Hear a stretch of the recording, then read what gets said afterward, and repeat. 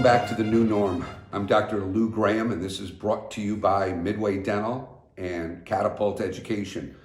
The new news today, which is quite appropriate, is the FDA finally approved saliva testing. FDA approval. This was a lab out of Rutgers, and there are many labs doing this, and I'm so happy that it has been FDA approved. So really, why saliva testing? So saliva testing has become really hot, but it really goes back to understanding a few facts of what's really going on here.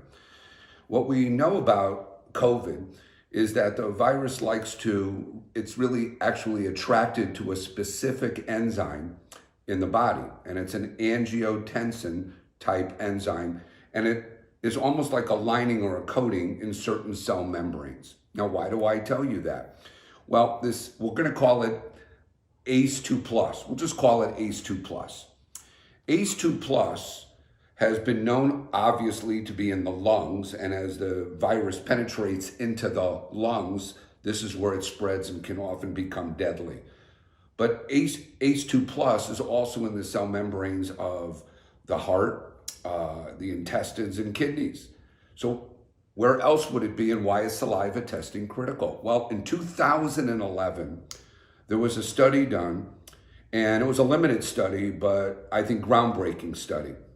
And what the study showed was that as the virus enters the nose or your mouth, it immediately targets the epithelial cells of the saliva glands. And this is critical. So what this means is that as the virus infiltrates, and testing the nose is far less, we think, diagnostic than saliva testing, it accumulates around these epithelial cells. So the conclusion of the study was that saliva testing, this is 11 years ago when they were looking at SARS, which is a COVID virus or coronavirus, that they were looking at that we could be diagnosing earlier with saliva and also thinking more prevention. So now that's 2011, let's flash forward to 2020, and we're in this pandemic. About 3 weeks ago, I'm talking to my good friend Tanya Dunlap, who's my guest today. She's the president of PerioProtect. And she tells me about this saliva testing lab, which is what we've been talking about, along with the antibody testing, about this lab called MicroGenDx, or MicroGenX, but it has specific virus testing via saliva.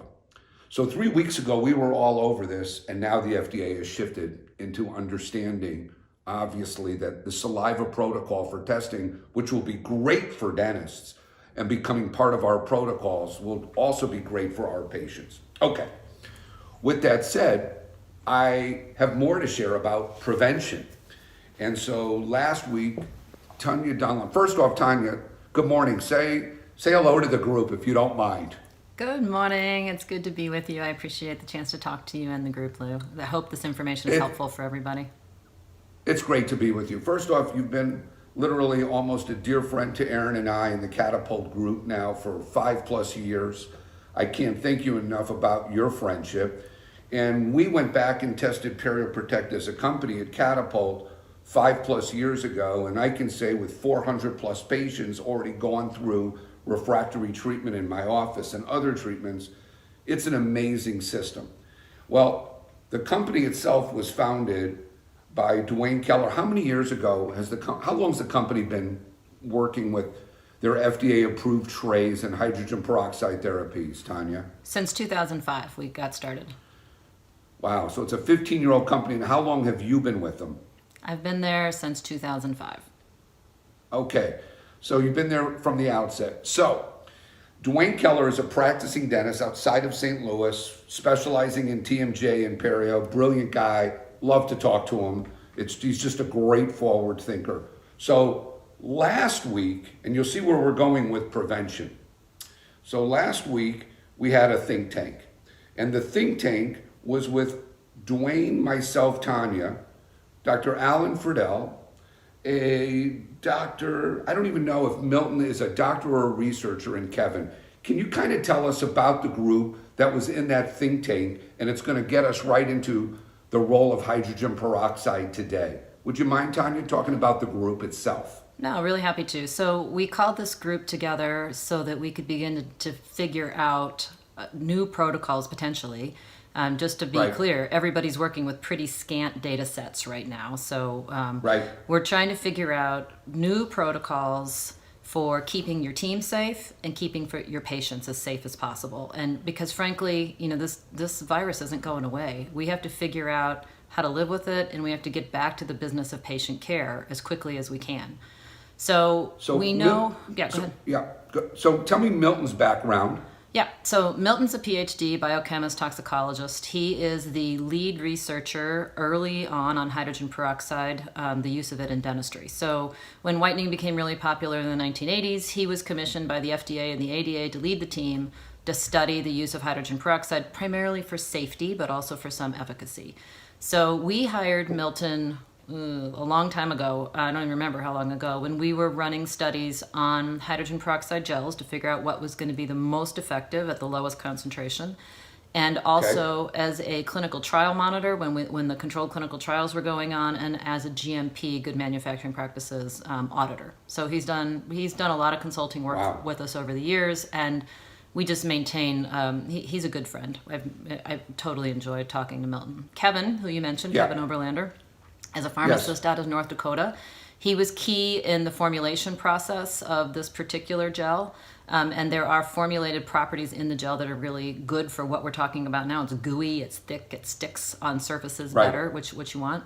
So Kevin was part of that. You and Alan Friedel were both part of it as just really good thinkers who are also practically wet glove dentists. I value both of you so much for both the intellectual breadth and the kind of critical thinking that you bring to these conversations, and strategic thinking. So that's why both of you were on. And then Dwayne, of course. Dwayne studied perio. He decided in the end not to go the perio route, and he ended up doing chronic pain patients. But he's our chief scientific officer, and he's the guy that leads this in terms of science. So I think also another really interesting thing, and I'm going to bring Kevin on the show, is a lot, and we're not going to talk about it today. We got too much to talk about on prevention, but Kevin talks about immunity, and immunity is that hot new buzzword in prevention. And I think as studies upon studies come out, the more immunocompromised a patient, obviously the worse for COVID outcomes. Right. But what Kevin was talking about, and I'm going to bring him back, is about what we can be doing immunity-wise with pharmaceuticals. Right. And these are everyday pharmaceuticals. So I thought that was also a great takeaway out of the think tank. I'll bring Kevin back later this week, but let's get back to prevention. So hydrogen peroxide. There are recommendations out there by the ADA on rinsing, and I think I want to go a little deeper into that. Let's talk about the ADA protocols, the EPA protocols, and maybe where we can start to guide our audiences in being more preventive with hydrogen peroxide. I'm going to hand it over to you. Okay, thanks. So the ADA came out with initial recommendations about using a hydrogen peroxide rinse, somewhere between a 1 and a 1.5%. The latest that I saw on their website was 1.5%. Data shows against coronaviruses in general that a 0.5% could be effective.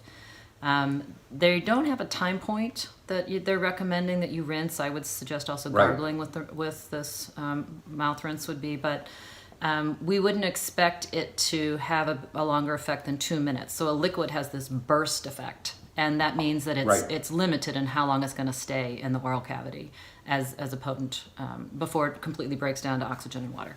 The EPA recommends... Go ahead. The EPA, yes, go ahead. The EPA recommends that you apply hydrogen peroxide to surface areas and give it a 3 to 5 minute time period. So Dwayne started thinking, what is our right time point? I don't know. I want to make sure that my team's as safe as possible before I'm treating patients, and I want to make sure the patients are, we're keeping the patients safe too. So we have perio gel. Perio gel is a 1.7% hydrogen peroxide gel. It's thick, it's gooey, it has adherence properties, and it takes a lot longer to activate and to completely break down into oxygen and water. It takes a little longer than 17 minutes in a tray. You would expect it to break down a little bit faster here with all the exposure to saliva, but still, it should have a longer staying power. So his thinking was, Okay. if I have patients brush with it, and not just their teeth, but their oral mucosa, their palate, their tongue, gargle a little bit, keep it in their mouth as long as they can, spit when they have to, and don't rinse. That would give our team, the dental team, better protection. And it should reduce, and that means like to reduce the risk of transmission because you have a longer contact time and a more effective application time. So that was the original thinking.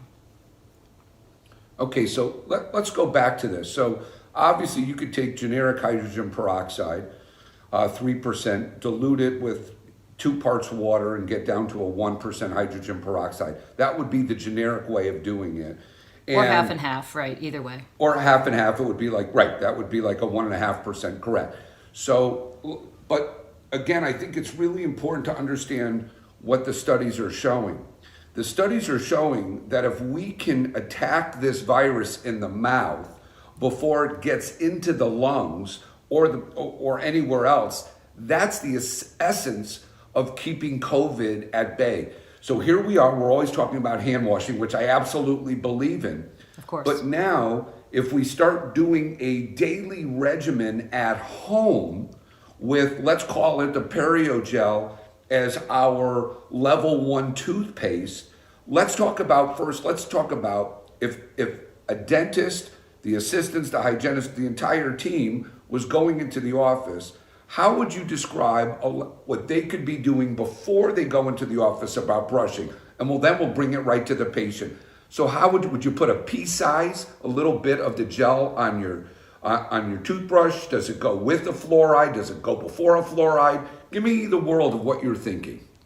So in terms of like before, I would not do it with the fluoride. The fluoride's its Okay. own antimicrobial for bacteria. I have no idea if it works against the Right. SARS virus. So Right.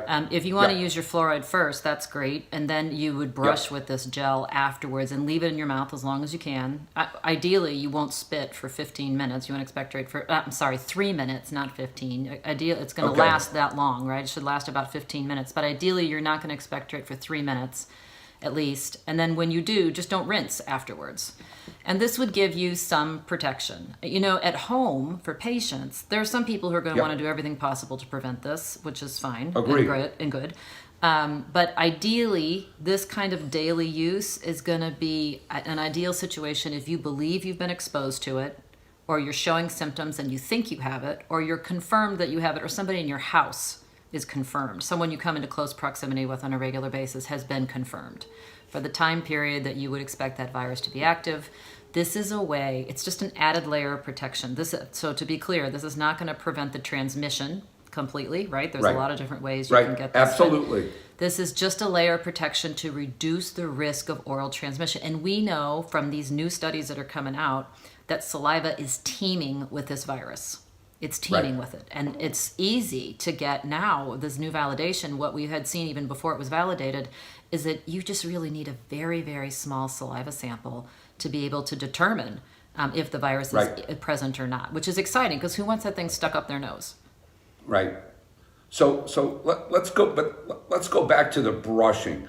So if you brush with this and basically just say, let's say you drool it out. So I've bleached my teeth. I've had perioprotectant, and sometimes you have that oozing of that peroxide, and all of a sudden it does make you, I think, salivate more, and you may want to spit into a perioprotect cloth. I'm just thinking a little labeling for you, but what you're saying is let's let it be in the mouth 3 minutes. So let's talk about what a patient would do.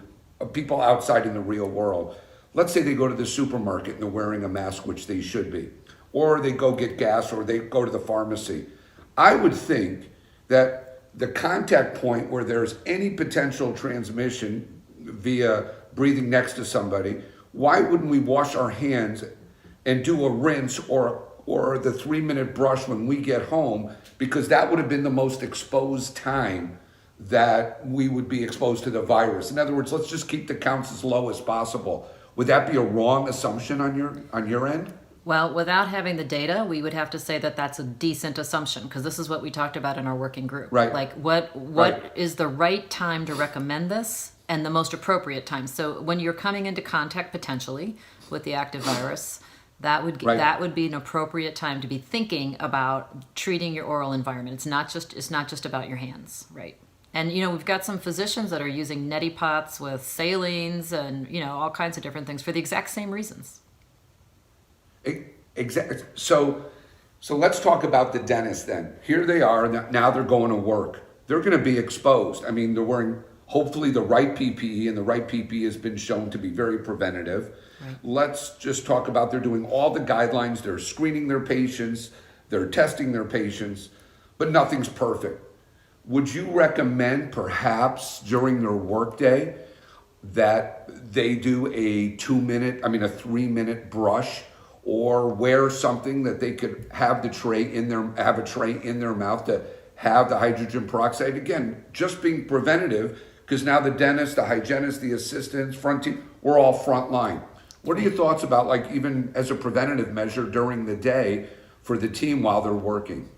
So, we haven't even talked about the perio tray, which I should explain to people who aren't PeriProtect We'll get to providers. that. We'll absolutely get to that. If you're wearing this tray, you'd put a little more gel in it so it would leak out, right? Okay. But if you have one and you're on the team, yes, use your tray. A lot of people start out with active treatment twice a day.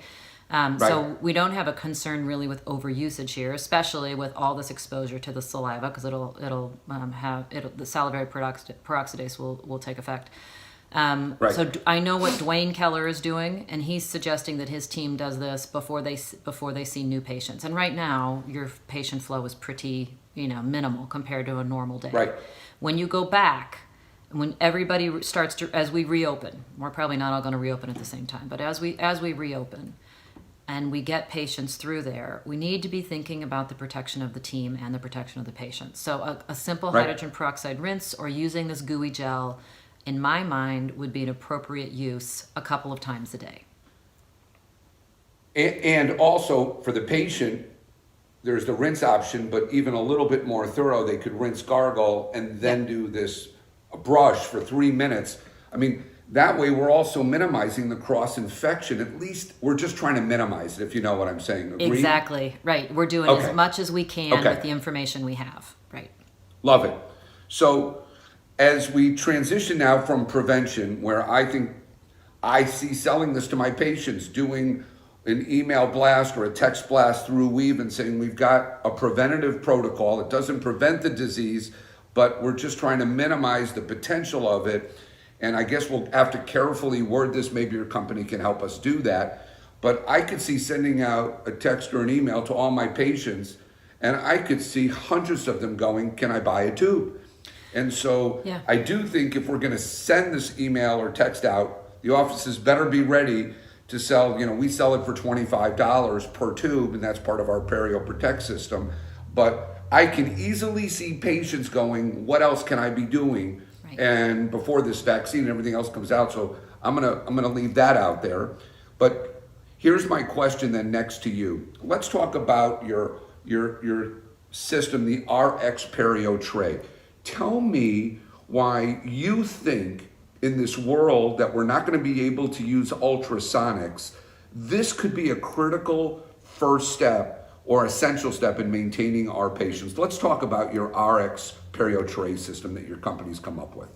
Right. So the problem here now is we don't really have any good guidelines about what we should be doing or should not be doing for hygiene specifically, but also for all other dental procedures. And aerosols are the big question. So PeriProtect, we have a tray that has an internal peripheral seal that the seal and the extensions work like a gasket, and the medication is pushed really deep into the periodontal pocket. So this is what we have been doing and teaching, tens of thousands of dental offices across the country. Right now, this is the perfect time to begin to talk about a really underused portion of our protocol. So we have two basic protocols that come out of controlled clinical trials. One is to use the tray before active therapy. It decreases bleeding, it decreases inflammation, you have some initial reductions, pocket probing depth scores. So there's two controlled clinical trials out there, separate examiners, there's a long 5-year case study. Anybody wants the data, happy to give that. But in practice, even really experienced PeriProtect providers underuse that initial protocol. It is perfect for right now. using the tray before you go in and do any physical removal, debridement, scaling. Because at this point in time, you have so many patients with delayed care. So we got two different things we're talking about. One is team and patient safety. The other is just the business of patient care. What are you going to do with all those patients? You can't get them all through the chair. You can't get them all on your hygiene schedule. I know I'm talking to docs who say they're going to turn 2 of their dental operatories into hygiene, try to bring the hygienist in full time and start moving people through hygiene. Well, that's one way to do it also. But are you going to use your Cavitron right away? Are you going to hand scale? I mean, lasers come into a big role right now too. But the perio tray is a great tool to use initially. So we're calling this the IRX protocol. So the perio tray is a prescription tray. It's the only tray out there cleared by the Food and Drug Administration to deliver medication deep into pockets. So it is an FDA cleared, as officially a medical device, but you got to write a script for it. So the IRX, the initial prescription, says you get, and if you've got a scanner, this is so easy.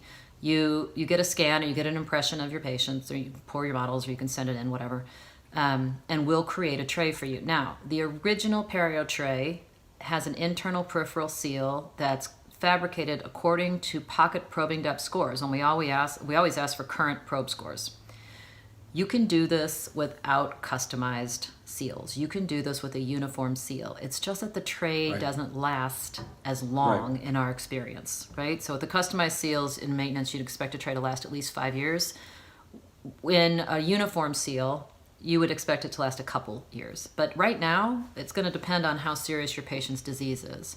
And if you don't want to get in and take probe scores in a mouth that you don't know is safe to be in, it would be safer, and it would be less bloody, less inflamed, healthier all the way around if they use these trays for a couple of weeks before they come back in for active therapy or for their maintenance therapy. Right. So let's talk about this, because I think hygienists want to get back to work, and they're afraid, like we all are, of aerosol right now. Right. So we have already seen, you've sent me before and afters, and I've used this system, not what you're talking about now, but with Perio Protect for before and after. So I want to tell the audience, this is how I see it. If a patient comes into your office, we could scan them or take traditional impressions, send them out to have these trays made. The patients would wear them really, Tanya, twice a day for 10 or 15 minutes, like in the shower or whenever else. And when they come in, the before and afters are unbelievable of how much better the gums look and how much less tartar or easier the tartar is to remove. And if we're doing hand scaling, then openly the hygienist is going to have a much better outcome.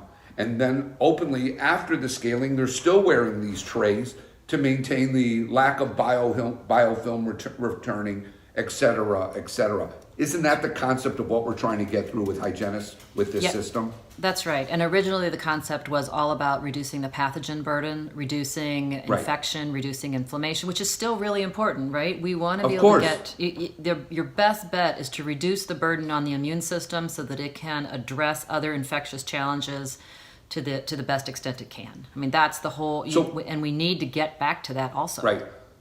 So I just want to close on this. So what Tanya and I are discussing is that this gel can be a wonderful adjunct to what we would say is minimizing the exacerbation of what the COVID can do. If we can minimize it spreading potentially into the lungs, or if by chance some virons have come into your saliva at a low dose, I see this hydrogen peroxide therapy just by brushing and or rinsing or a combination thereof.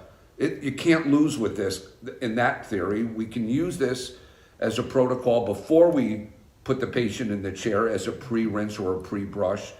The dentists, the team members can all be using this, potentially brushing or using this kind of tray throughout the day or at intervals throughout the tray to minimize transmission and the interaction of the virus. And now we can preventively or try to treat patients almost prophylactically by taking impressions and letting them really work with us in biofilm management. Is that kind of a good synopsis today of our discussion? That's a really good that's a very good synopsis. And anybody who wants more, we're doing free training for dentists. You just need to contact us at Perio Protect.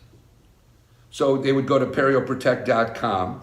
I would also tell you, we're probably going to love you to host a webinar at Midway. We'd probably love to host at Catapult. I mean, we'd love to have you back on.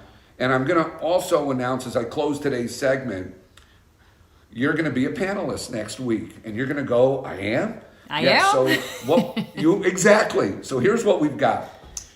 This has grown beyond. The new norm has grown beyond even dentists and team members.